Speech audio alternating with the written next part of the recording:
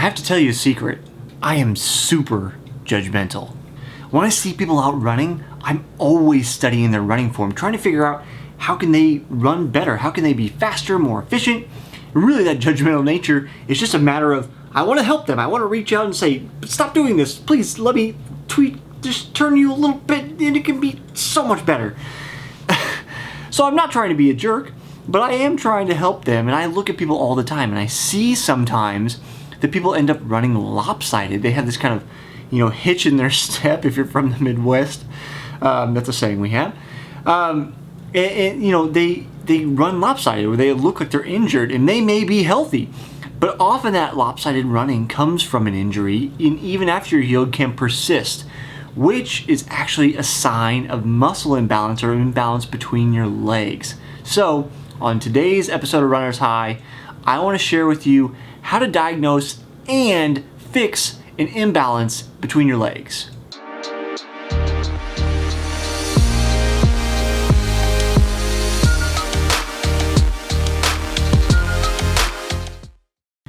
If you haven't joined me before, I'm Jesse Funk, and as previously mentioned, this series is called Runner's High.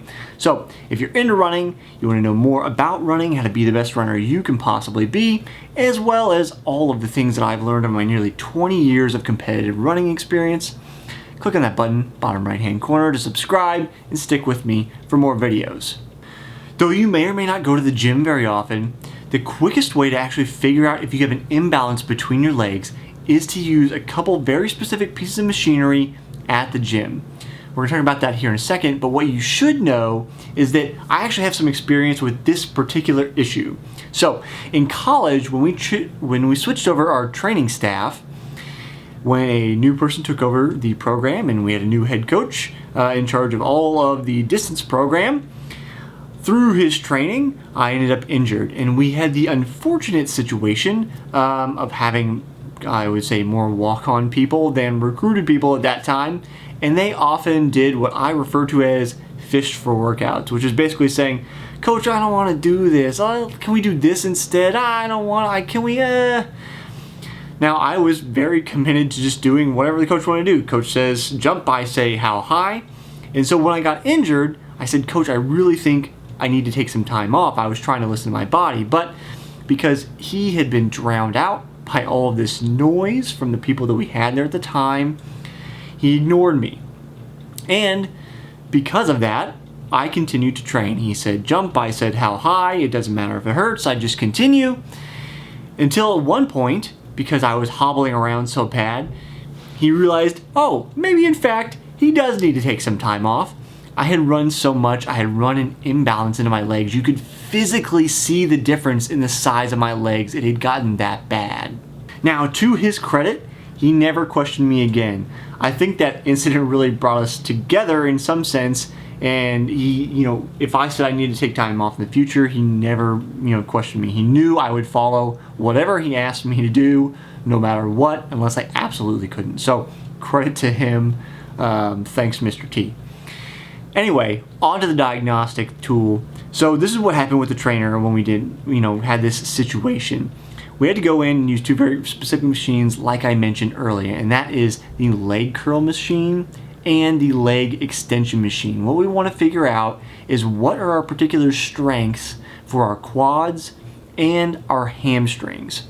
The method you're going to use is basically to get on the machines, do some light weight for 5 to 6 reps. We kind of want to warm up just like we warm up for running, and then you're going to increase the weight and do a single rep.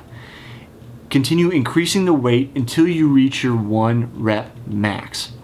And that's the max. It's basically you can't do any more weight. That's all you can do. Now, write down all of these numbers for your right leg, quad, hamstring, left leg, quad, and hamstring. We need to compare these to figure out what's going on. What we want to figure out is the ratios between muscle groups and between legs.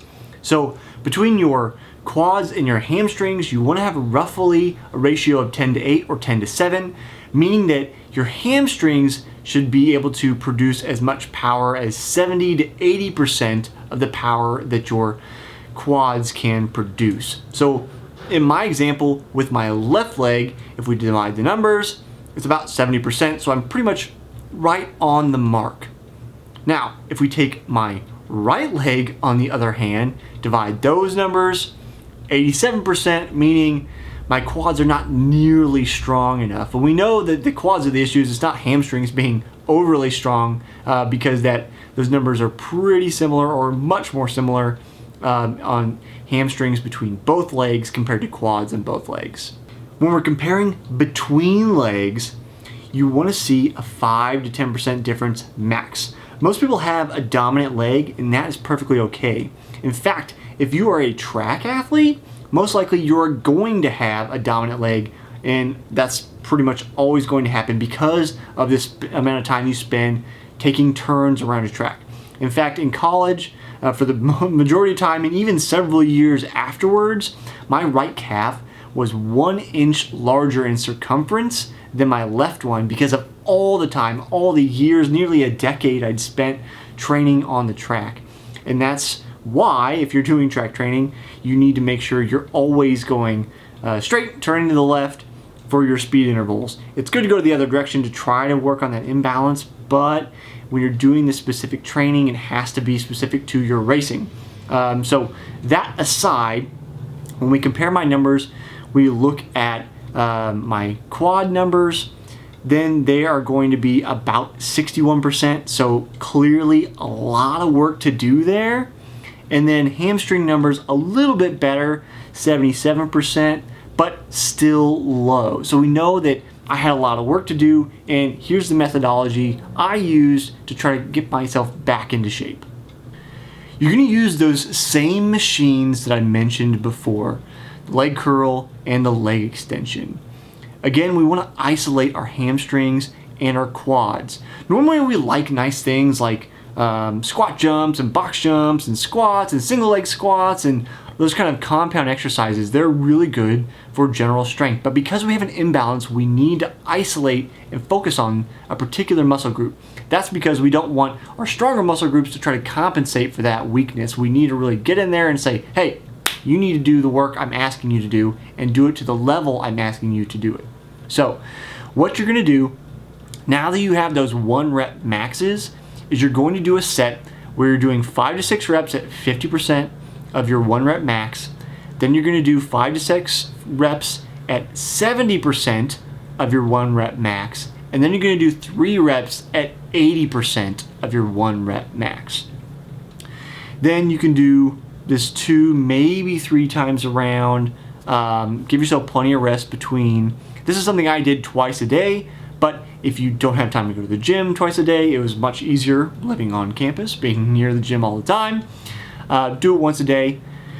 And then what you'll do as that 80% increases, you'll increase reps. You know, as you get stronger, you feel you can do another rep, do another rep. Once you get to the point that you can do 5 to 6 reps of that 80%, then it's time to move up weight. You don't want to try to make a big jump, so make it 5 pounds or 2.5 pounds if you have the small little plates available. Then you just rinse and repeat. You move all of your sets up just that tiny amount of weight, rinse and repeat until you get up into those ratio levels we talked about earlier. Once you got your legs back into shape, you're not running lopsided anymore, it's time to start thinking about running form, picking up your schedule, what to do with that, how to maximize your training, all those kind of things. Fortunately, I cover those things here on this channel, so hit that subscribe button bottom right hand corner to stay tuned for more videos, and then go check out more here on the playlist that should be showing up on the screen soon. I'll see you next time on the next episode of Runner's High.